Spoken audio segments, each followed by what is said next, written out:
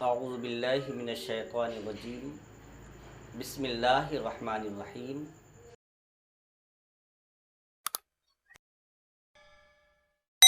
الحمدللہ رب العالمین والعاقبۃ للمتقین والصلاۃ والسلام علی محمد وآلہ واصحابہ اجمعین اما بعد اعوذ باللہ من الشیطان الرجیم بسم اللہ الرحمن الرحیم یا ایھا الذین آمنوا اتقوا اللہ وابتغوا الیہ الوسیلۃ وجاہدوا فی سبیلہ لعلکم تفلحون۔ صدق اللہ مولانا العلی العظیم۔ محترم حضرات،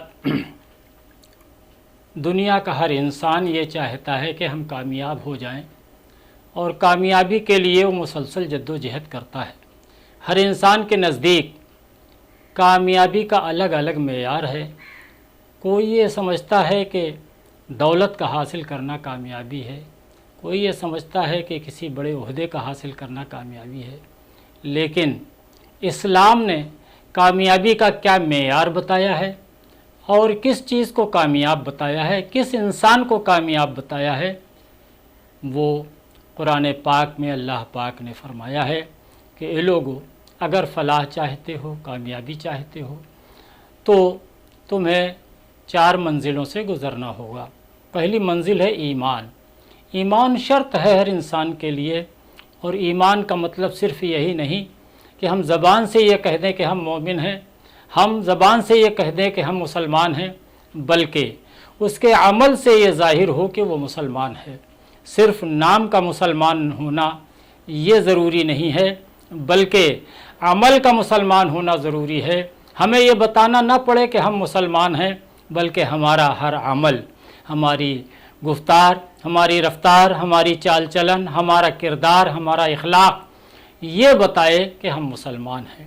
ہم اخلاق کی بنیاد پر پہچانے جائیں کہ ہم مسلمان ہیں، ہم کردار کی بنیاد پر پہچانے جائیں کہ ہم مسلمان ہیں، تب جا کر کے جو ہے وہ ایمان مکمل ہوتا ہے۔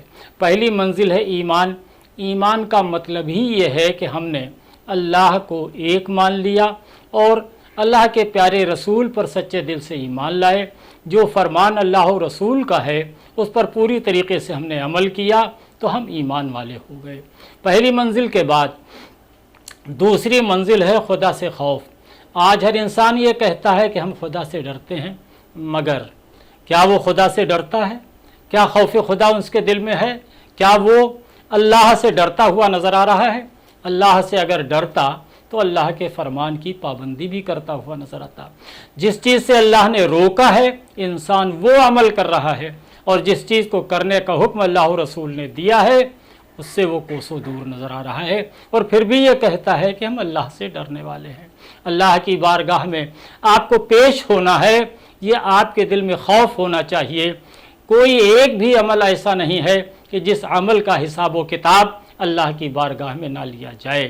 یقیناً اللہ نے بڑی نعمتوں سے ایک انسان کو نوازا ہے، اشرف المخلوقات انسان کو بنایا ہے، سب سے اشرف و اعلیٰ بنایا ہے، تو پھر اللہ کی بارگاہ میں آپ سے باز پرس بھی ہوگی، آپ سے پوچھا بھی جائے گا۔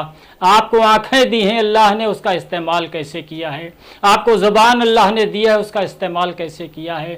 آپ کو کان اللہ نے دیے ہیں، اس کا استعمال کیسے آپ نے کیا ہے؟ ہاتھ و پیر کا استعمال کیسے کیا ہے آپ نے؟ اللہ کی بارگاہ میں آپ سے سوال کیا جائے گا۔ اگر عمل آپ کا اچھا ہے، آپ کی زبان اچھی ہے، آپ کی نظریں اچھی ہیں، آپ کی سماعت اچھی ہے، تو یقیناً اللہ کی بارگاہ میں آپ سرخرو ہوں گے اور آپ کامیاب ہوں گے۔ اور اگر آپ کی ان تمام اعضائے بدن میں اللہ و رسول کے فرمان کے مطابق زندگی نہیں گزار رہی ہے تو یقیناً جو ہے آپ اللہ کی بارگاہ کے مجرم ہوں گے، اور اب آپ کو کامیابی حاصل نہیں ہوگی۔ اسی طریقے سے تیسری منزل آتی ہے وابتغوا الیہ الوسیلہ، یعنی اللہ تک پہنچنے کے لیے وسیلہ تلاش کرو۔ آج انسان جو ہے ڈائریکٹ خدا تک پہنچنا چاہتا ہے، جبکہ انسان کی اپنی زندگی میں جتنے بھی معمولات ہیں وہ بغیر وسیلے کے نہیں ہیں۔ روٹی تک پہنچنا ہے تو تمام چیزوں کا وسیلہ ہوتا ہے۔ ایک انسانی نشو و نما کے لیے جب انسانی بچے کی پیدائش کا مسئلہ ہوتا ہے تو وہ ایک وسیلے کے ذریعے سے اللہ پاک عطا فرماتا ہے، روزی اللہ کے وسیلے سے، اور نماز، روزہ، حج و زکوٰۃ تمام چیزیں اللہ نے वसीले से जो है दी है इंसान को, इसलिए वसीला लाजिम है। और इंसान जो है वो वसीला ज़रूर पकड़े तब अल्लाह तक पहुंच सकता है, और जब वसीले से जो है अल्लाह तक पहुंचेगा तो वो इंसान कामयाब होगा, वो इंसान की ज़िंदगी कामयाब होगी। और चौथी चीज़ जो है वो है जिहादिन फ़ी सबीलिल्लाह। आज इस पर हमारी गुफ्तगू ज़रा सा तवील होगी, इसलिए कि आज के इस दौर में जो हम जिस दौर से गुज़र रहे हैं, इस दौर में जिहाद का कुछ गलत माना जो है दे दिया गया है। जिहाद का ये मतलब दे दिया गया है कि इंसान मैदान जंग में कूद पड़े, तलवार चलाए और इंसान को हलाक करता हुआ नज़र आए, इंसान को तबाह करता हुआ नज़र आए, यही जिहाद है। लेकिन नहीं, ये जिहाद नहीं है। जिहाद असली तो वो है कि इंसान बुराइयों के ख़िलाफ़ खड़ा हो जाए और अच्छाइयों को बर्पा करने के लिए जो है वो अज़ियतें और तकलीफ़ें बर्दाश्त करे, इसका नाम जिहाद है। जिहाद का मतलब ये होता है कि ज़माने से बुराइयों का ख़ात्मा किया जाए और ज़माने से बुराइयां ख़त्म हों। कौन मज़हब ये कहता है कि बुराइयां जो हैं वो समाज के अंदर पनपें और बुराइयों से जो है ये समाज जो है आगे बढ़ता नज़र आए? हर मज़हब, हर धर्म जो है ये कहता है बुराइयों को मिटाया जाए। इस्लाम ने भी यही कहा है कि ए लोगों, ये बहुत बड़ा जिहाद है आपके लिए कि आप बुराइयों को मिटाओ। एक इंसान अगर ये सोचता है कि जो इंसान बुरा करता है अल्लाह के यहाँ वो खुद जवाबदेह होगा, तो यकीनन वो गलती पर है। इसलिए कि अगर वो अपने बेटे का हाथ नहीं पकड़ेगा, अपने नीचे वाले का हाथ नहीं पकड़ेगा और वो शख्स जो है वो बुराई में मुब्तला हो जाएगा, तो उसका जो गार्जियन है, उसका सरपरस्त है, उसके वालिद हैं, उसके दादा हैं, नाना हैं, जो भी हैं, वो भी अल्लाह की बारगाह में जवाबदेह होंगे कि तुमने अपने बच्चे को अच्छे रास्ते पर नहीं लगाया है, बुरे रास्ते पर लगाया है। इसलिए ज़रूरी ये है कि आज के समाज में जब हमारा बच्चा किसी बुराई की जानिब कदम उठावे, शराब, जुआ, सट्टेबाजी और किसी भी गलत काम की जानिब कदम उठा रहा हो, तो बुज़ुर्गों के लिए लाजिम और ज़रूरी है कि वो अपने बच्चों का हाथ पकड़ें और उन्हें ये समझाएं और समझा करके जो है उन्हें नेक रास्ते पर लाएं। फलाह की ये 4 सूरतें अल्लाह ने फरमाई हैं कि बंदो इस पर पूरी तरीके से अमल करो। अमल ही ज़िंदगी है और अमल से ही इंसान कामयाब हो सकता है। बेअमल इंसान कभी दुनिया में कामयाब नहीं हो सकता है। इसलिए अमल ज़रूरी है।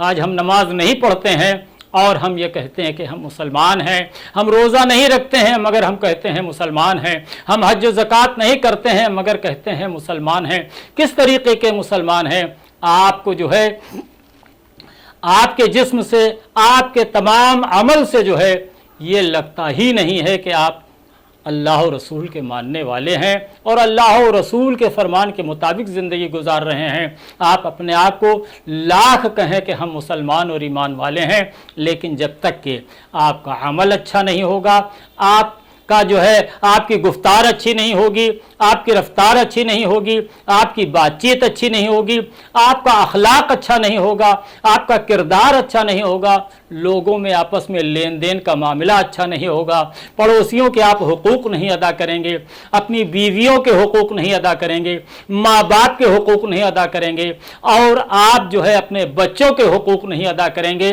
तो यकीनन या आप जो है बेअमल हैं। और बेअमल का मतलब ये होता है कि आपका जो भी थोड़ा बहुत अमल है वो आपके मुंह पे मार दिया जाएगा। इसलिए इस्लामी तालीमात के मुताबिक आप ज़िंदगी गुजारिए, अमल आप अच्छा बनाइए, नमाज, रोज़ा, हज व ज़कात, लोगों से अच्छे से मिलना, अखलाक का पैदा करना और अखलाक की बुनियाद पर जो है अपने पड़ोसियों का ख्याल रखना, अपने बच्चों की अच्छी तालीम व तरबियत करना, अपनी बच्चियों को जो है अच्छे ढंग से परवरिश करना और परवरिश करने के बाद अच्छे घराने में उनका रिश्ता करना।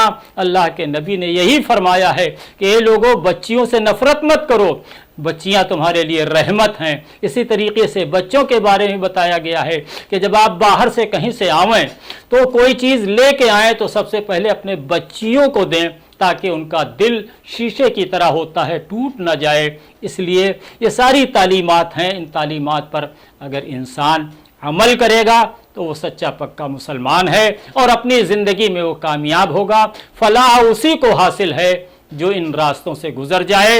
اور جہاد کا مطلب یہ ہے کہ انسان برائیوں کے خلاف کھڑا ہو جائے، اچھائیوں کو برپا کرے، یہ ہے جہاد کا مقصد، اور ان پر عمل پیرا ہو جائیں گے تو قرآن کے مطابق فلاح آپ کو، کامیابی آپ کو، اور کامیاب آپ ہوں گے، دنیا میں بھی اور آخرت میں بھی کامیاب ہوں گے۔